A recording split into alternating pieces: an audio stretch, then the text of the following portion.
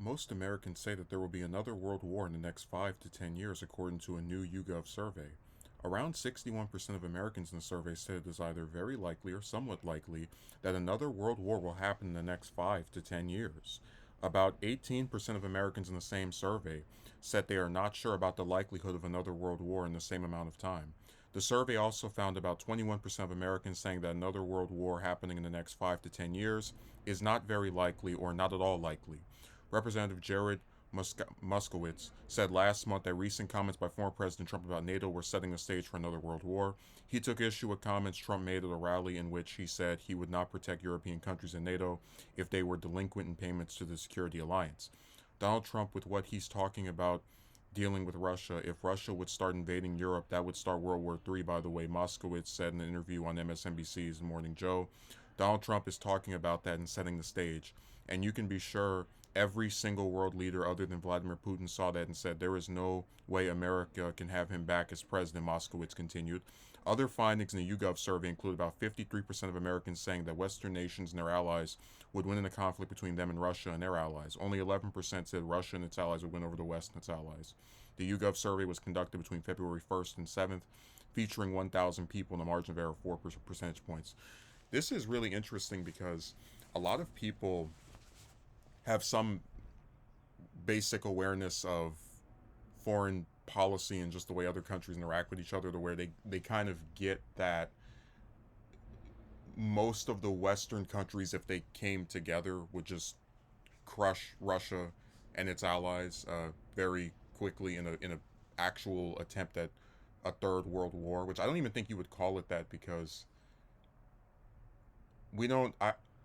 I'm still not entirely of the belief that if Russia were to get Ukraine back, they would then try and invade all these other regions.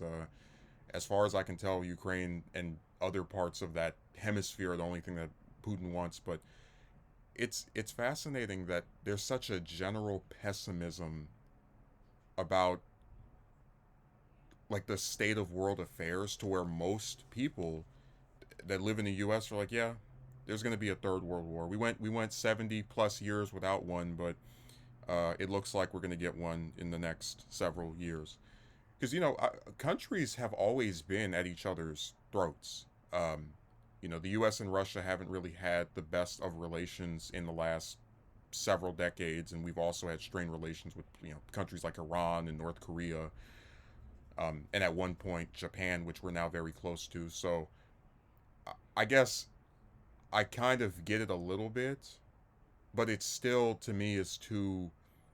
I'm not going to say too early, but I just find it extremely pessimistic to believe that after all these decades of, there have been wars, there have been conflicts of lesser consequence than the First or Second World War, but there's never been a conflict in that time period since 45 that has risen to that level. So to believe it's going to happen sooner than later, like in the next couple of years, um, I just can't get behind. I don't think it's rooted in any understanding of just how often countries are at each other's throats. Like the Ukraine war, truthfully, could last another several years. It's already been 2 years, so it could last another several years, and that still wouldn't spell out a third world war. I mean, look at how many wars go on for years and they don't involve or trigger more regions getting involved. Look at Afghanistan. But I understand some of the pessimism.